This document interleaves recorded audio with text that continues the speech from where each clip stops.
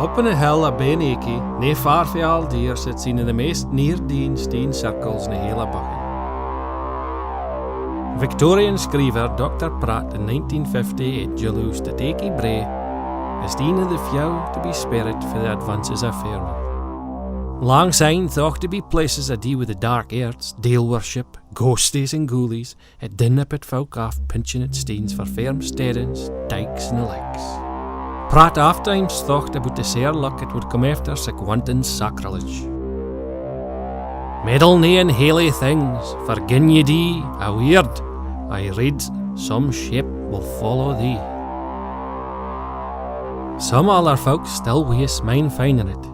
Aikey fair that 10 folk fae miles around. As well as a the horse cowpen, there was money a fairly, and hundreds of bits a troch, and nae doot money a bit of the lucky fight heather for sale.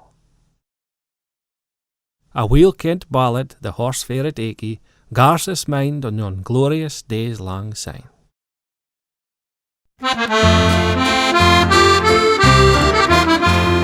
'Twas on a Sunday morning fair, the sun was bright, the sky was clear.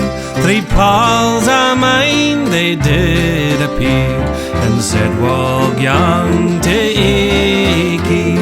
Says I'll be there, never fear, and I'll stand you a bottle of beer. For I'm selling a clip on the All Grey Mere on Wednesday first at Aikey Brae. For at Aikey Brae, Aikey Brae, there's been a horse market for monies a day. But listen and hear fit I hate to say, oh, the day we get to Aikey. Says Jock Man Tom. By the 1950s, the horse trading was near about Deanway, and the marquee dances and the rib ticklers had 10 hour. Averil Wilson fae Mad, mine's fu a relative of hers, dint her falsers at Aikey.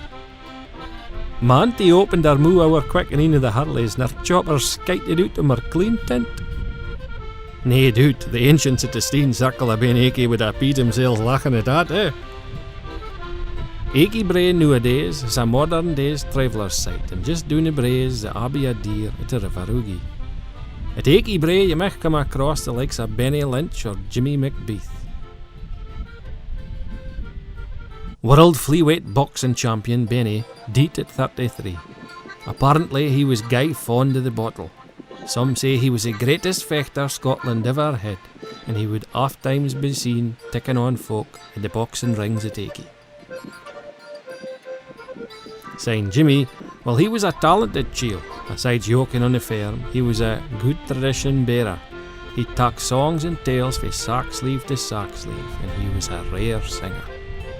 I ready to stand his hand, he was once recorded by Hamish Henderson, and after he died in 1972, he was buried in a pauper's grave, till many years after the folk of Portsoy gave him a headstone. Een of Jimmy's tales speaks about Edward Bruce's rout in the Commons at Aikey in 1308. It was on a Sunday, says Jimmy. Of course, it was just after that Aikey Fair was funded, and there was no sick thing as a man with a pack. It was after the pitched battle, you see. Now, the fair and jocks and genies are all long awa, but files if you cock your lug on a bonny Sabbath day, you may still hear the Aikey Fair evangelists singing out, "Ah, fair tricket," and clapping awa. Day we get to Aikey, Cheap Johns and quack doctors and grand array were doing a roaring trade that day. I may be old-fashioned, but still I would say fit wise to allude on the Sabbath day.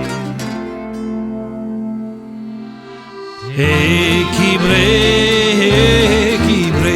my lugs they kept risen for monies a day. I'll gone back to the market, but on a weekday, if I ever gone to Aikey.